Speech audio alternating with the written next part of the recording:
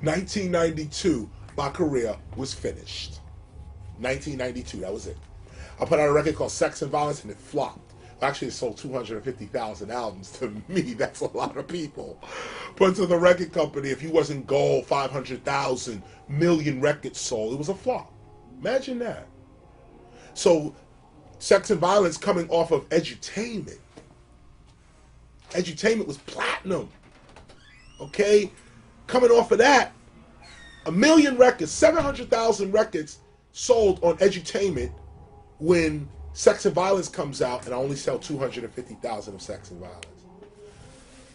So the record company is now like, well, Chris, it was a good ride. It's nice knowing you.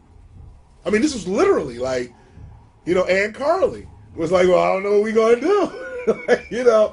Your records ain't selling, period. It's 92. Sex and Violence is not doing what we are investing into you.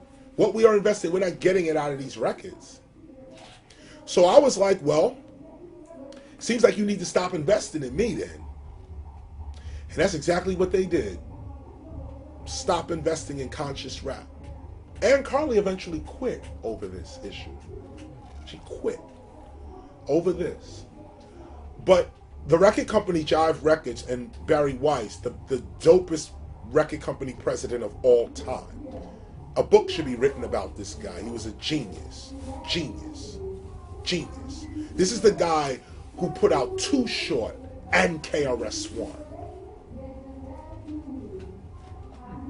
How do you do that? Like, just two entirely... And I love Short Dog, no doubt. I'm with Short Dog. I'm quite sure he listens to KRS. But as a record company executive, on one label, look at how you building your label. You got this conscious, revolutionary, by all means necessary dude on the same label with these bitches and these hoes. And you know what was so dope about Jive? That's what hip-hop is. That's what hip-hop actually is. Revolutionaries with bitches and hoes. And then a side comedian on the side, like somebody over here cracking jokes. Like, that's like the mechanics of our culture. Let me just put a period on this and say that, so I start running around beating people up, calling myself defending hip-hop, and half my audience felt that I was contradictory and hypocritical and basically stopped buying my music and wrote me off and said, forget it, KRS is a waste of time. And in a lot of ways, I agree.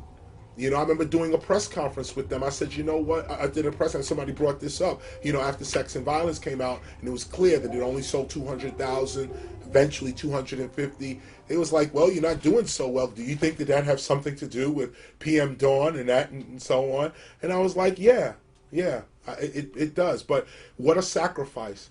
I will sacrifice my entire career for hip hop. Because I don't have no other reason to be here other than hip hop itself. I'm not here to sell a record. I'm not a music merchant. Like, I don't sell records. It's never been my thing. If I sell a record, dope, good. It's great. But that's not why I'm here. It's just not why I'm here. So when I was labeled contradictory, my career was over. My sales and recording career was over. And I embraced it because I just said, I don't want to play the commercial game no more anyway.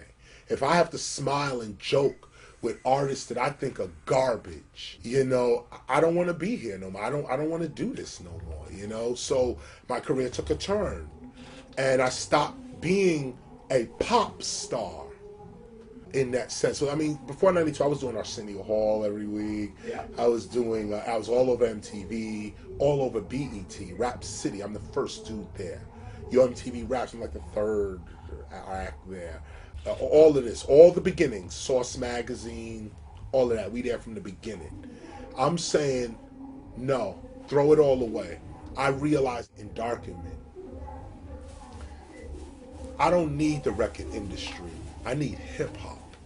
And I realized that in 92 with Sex and Violence, the shock of not selling a record. I was riding high from Criminal Minded, good 5-year riding high. Then it drops.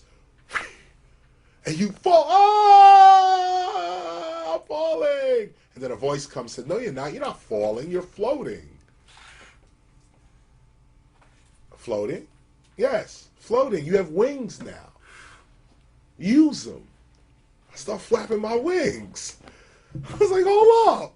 I'm flying. What was the flying? The flying was now I'm the culture itself.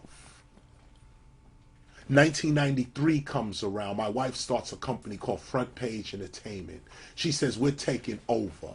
We don't need record labels. We don't need CAA, ICM, famous booking agency. I was with all of them. All of them. I was signed up with all of them.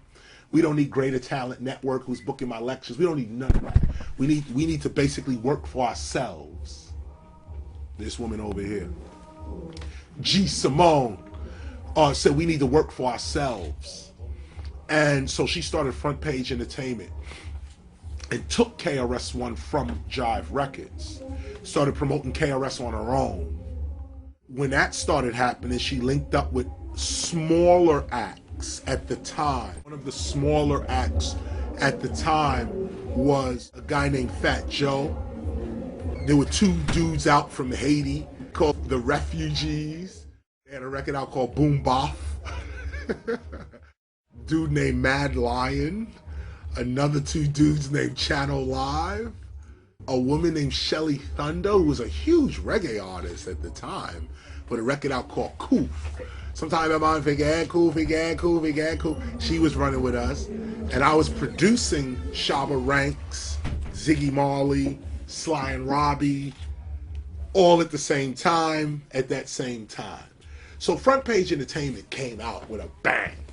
Boom! We came out. 1993, I run into a dude named DJ Premier. And I ran into him because he put out a record called Dwick. And he put out, and before that, it was a record Just to Get a Rep. I'm a DJ by heart. So I go and I buy my records. I used to buy vinyl. So I bought that Just to Get a Rep, do that shit on, Just to Get a Rep. Play it right now on a Guru. Go over there, I'm playing Just to Get a Rep. I'm like, this is hip hop. This is what we should be sounding like. This record. Now keep in mind, guess who the record is? Guru. Guru means teacher. I gravitated toward that. Hooked up with DJ Premier. I said, I want a whole album like Dwick and like Just to Get a Rap. So me and Premier went into the old D&D studios and came out with the masterpiece, Return of the Boom Bap. We straight wild out on that record. Straight wild on that record. Okay, let's just keep it real right now. Let's just keep it really real. If you notice the attitude of the record, notice me. I'm rhyming through a headset. That's old school. Where dudes was rhyming. If you couldn't afford a mic, the DJ headset was the mic. You plug the headset into the mic, and it had a certain sound to it. And we used to talk into the headset. You know what I'm saying? So I use this as talking into the headset with my rhymes. I'm holding my rhymes, talking into the headset. Basically, I'm saying I'm rhyming into DJ's ears, is what I'm trying to say here. I'm rhyming into the headset as a traditional old school deal. But the image is that I'm rhyming into DJ ears. I am your headset. I'm yelling at you through your headset. That's the point. Look at the equipment in the back. Look at the amps. This is what speakers. This is what we on right here. Hip hop didn't see this in 93. In 93 for a rapper, first, look at Chris. Look at my hair. I'm unshaven. Ain't no haircut. That's my hairline, naturally as it is, okay? Look at jeans. Look at the jeans. Look at the sneakers, okay? This was new to hip-hop. Hip-hop never saw a rapper that looked like them. All rappers used to dress up, have on stuff. Even us We was famous for Dapper Dan suits with big goose bubble leathers. We had it all.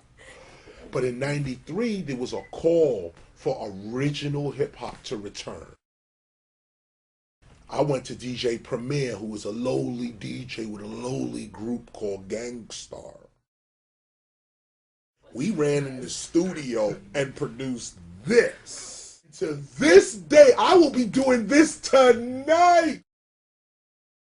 Tonight! Starts off KRS-One Attacks. Look at this. KRS-One Attacks. That's just the beginning. You may throw that on before I come out. Out of here. I'm doing that. Black Cop. That. I'm doing Sound of the Police. You know I'm doing that.